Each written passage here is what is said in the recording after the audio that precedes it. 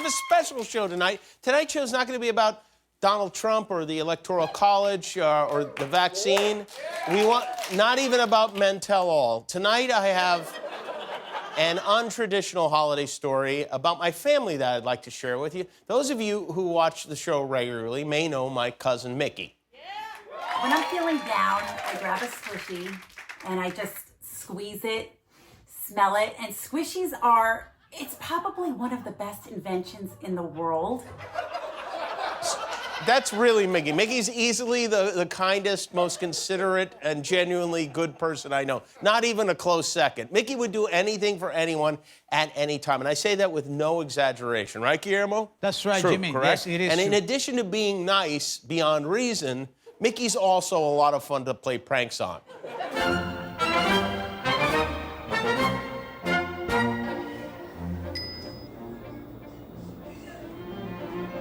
Oh my God! Oh jeez, oh my God! He's on my car! Okay, come on, Jimmy. This is the best. It's never-ending fun. All right, so you're in for a treat here. This goes almost 5 years back when my cousin Micki and her husband Eric had a second child and bought their first house. They searched for a long time, and they finally found a house they loved. And it's a nice house. There were a number of interested buyers. There were a bunch of offers on the house, but the woman who was selling it took a liking to them. It was her father's house. She grew up there, and she liked the idea. She just liked Micki, and she liked the idea of them raising their children in that house. So even though they didn't make the highest offer, she sold the house to them. And Micki was so grateful to this woman, whose name is Carol. She offered her an open invitation to come back and use the house anytime. No joke. She said, anytime you want to, have a party here. She told them when they go out of town, they would park in the driveway. She's like, you can park in our driveway. She said, at Christmas, we will decorate the tree out front the same way your dad did. And she does. And this woman, Carol, could not have been more confused. She's like, all right, this woman is crazy, but she's very nice. And this is something I would joke about with Micki all the time. Are you going to have Carol over for Thanksgiving? Is Carol in the driveway? Etc. It's something I would bring up a lot, knowing that one day I would do something. So now they've owned the house for years, and Micki still talks about Carol. She still keeps in touch, always inviting her to visit, very thankful, welcoming. Carol wants no part of her. So over the summer, I've got some free time, and so I asked Micki's husband, Eric, to quietly give me Carol's name and email address. And he gives me a Hotmail address, which is gross, let's be honest. Who has that? But so I signed up for a new email address that had Carol's name in it. It's something like Carol 1963 or last name. I sign up for a Gmail address, and I send this message to Micki from Carol. Hello, Micki. This is my new email address. Please use this from now on and delete the Hotmail one. I hope you're well, Carol. And a few hours later, Micki replies, oh my gosh, Carol, I literally just said your name, Eric, an hour ago and said that I wanted to check in and see how you are doing, then just got this email sending you big hugs.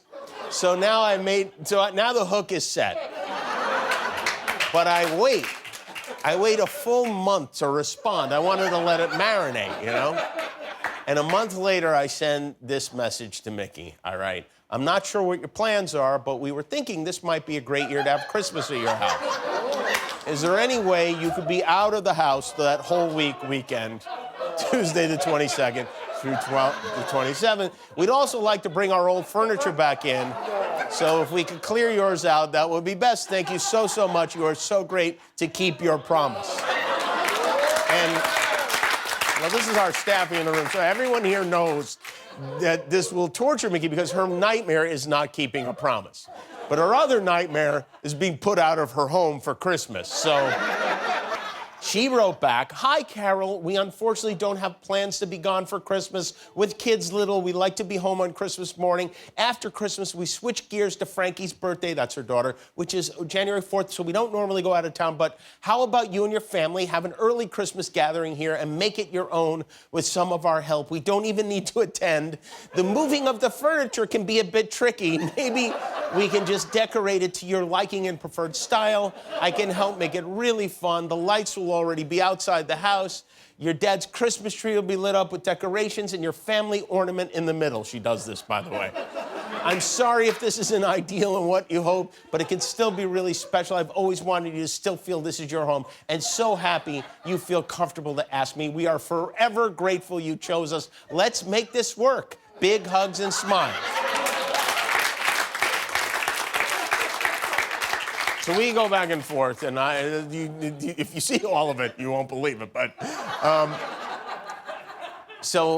we had a family camping trip scheduled. We all got tested and quarantined. We got on a bus together over the summer, and so I asked Micki's husband to print that exchange out and to encourage her, say, "Micki, you got to read this to everyone. Everybody has to hear what's going on." And so the saga picks up here. I'll let Micki share Carol's reply to the previous email. To reply to her very kind offer. This gets, okay, I want to make this work, but if you are not even going to move out your stuff. Wait, who said this? This is what Kimmel writes. "I want to make this work, but if you are not even going to move all your stuff out, what does a promise even mean?" I know you have kids, but kids don't even know where they are most of the time. What? He also said they don't even know their own address. Most kids don't even know their address. My hugs are tiny now, and my smile just turned upside down. This is just weird. It is still my home. Why are you in it at Christmas time? It's a good question.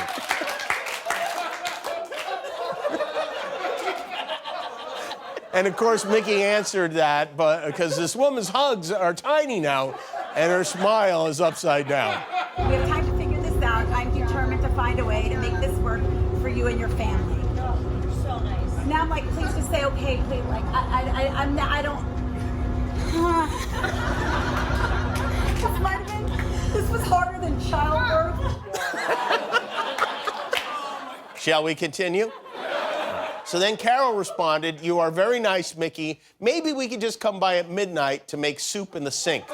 Family tradition." And this is Micki's response. So then I just write, "Then soup it is.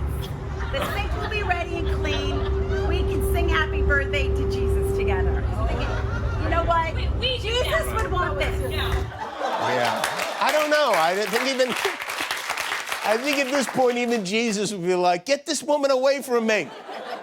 But Micki is nicer than Jesus. And so now that we've agreed on soup, I sent her a list of ingredients I need her to get. And keep in mind, this list was I sent it in the summer. Christmas was still 5 months away, but I sent a very detailed shopping list. Okay, so then she writes, great. This is what I'll need for the soup. What? Sweet potatoes or regular potatoes or French fries, cut into half-inch cubes, butternut squash, cut into star shapes, 2 cans of bacon, boiled, green beans trimmed and cut into 1-inch long segments, 1 big rock, clean. Bell pepper chopped to bits, a yellow sponge thing like they used to have in the old days, cauliflower cut into very small bite-sized pieces, zucchini or yellow squash chopped. Fresh greens, kale collard, greens, chard, spinach, or wheat. I haven't even heard of half of these. Rigatoni, all amacucciana. 2 pounds of confetti. She got me a dish. She got me 2 pounds of confetti. Unthrown. I'm like, oh, no. Like, she knows me. I'd be wanting to throw. Nobody, that lady does not know. She knows me. She knows me. Known her for 4 years. I know. 4 gallons of HC with a splash of clean cream corn. It can be kid friendly. Baba ganoush, a pile of bologna, dotted with mustard, yellow. 1 watermelon deboned. I don't even know what deboned means, but I knew Eric would know.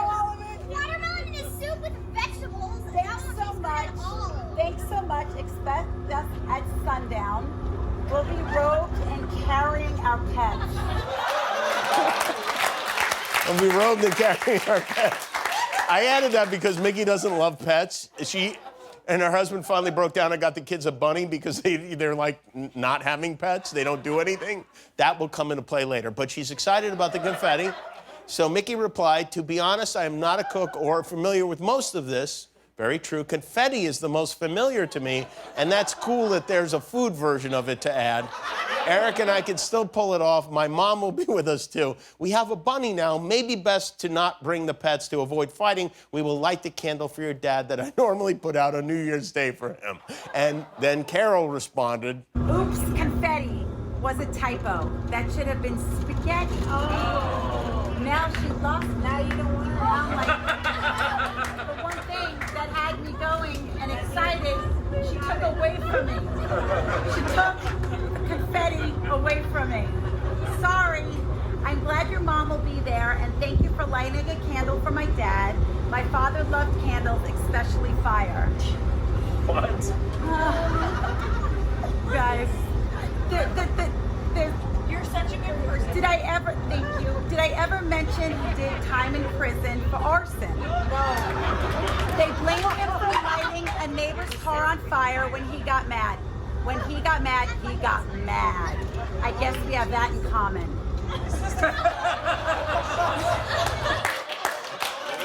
Sometimes you can spice things up with a little hint of menace.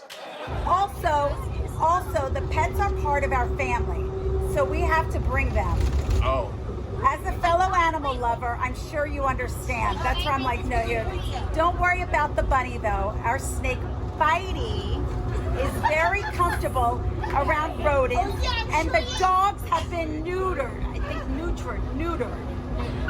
Is there anything you need us to bring? Please get it in advance so we don't have to make a trip. Thank you, Micki. They have a snake named Bitey who's very comfortable around rodents. So Micki is now concerned that the angry daughter of an arsonist is demanding to bring a snake into her home on Christmas. So finally she calls this nonsense off. Oh, no, wait, she doesn't? Oh, no, she writes, "No, you never mentioned your dad went to prison for arson. Well, we all have bad days. I'm not judging. I see how well he took care of his home, and now after hearing this, glad he never burned it down. Life is too short to get that mad. If you ever do, just take a deep breath and know whatever it is you're going through will pass. Rise up above it. I'm actually more of a human being type of person than animal. I don't wish them harm. I'm just extra cautious, especially around kids. Snakes especially. With that said, we can go over all details when closer. Stay well and think happy thoughts. Everything will be just fine." But will it be fine? I don't know if Carol agrees with that. We're not leaving Bitey at home alone on Christmas. Ho, ho, no. Ho, ho, no. Ho, ho, yes. So now 24 hours pass and I don't hear from Micki, and I'm dying for a response. I'm up all night with this. So I send her this photo with no text. What is it?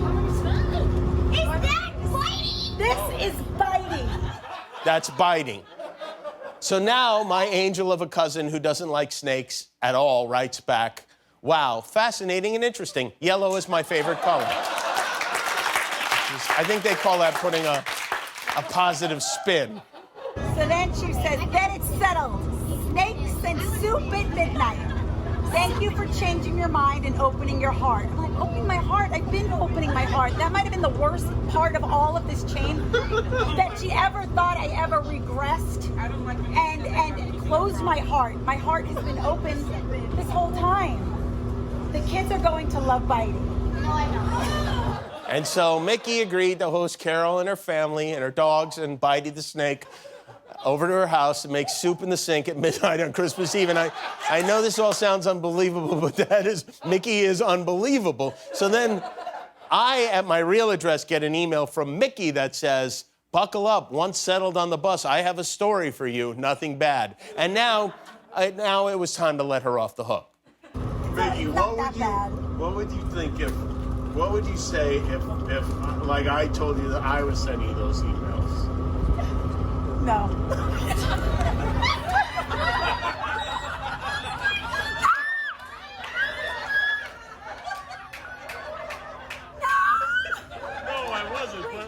was joking. You Like, couldn't have. no, You couldn't have. It's from no. her. Yeah, I was just kidding. I don't even know what I wish right now.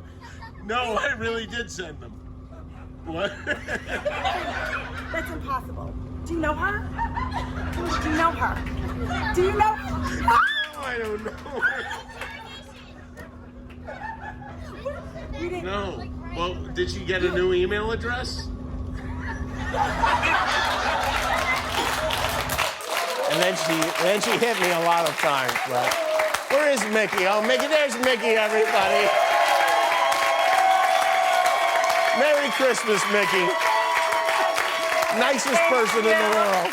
All right. Congratulations on making it to the end of a YouTube video. Why not celebrate by clicking the subscribe button? You earned it.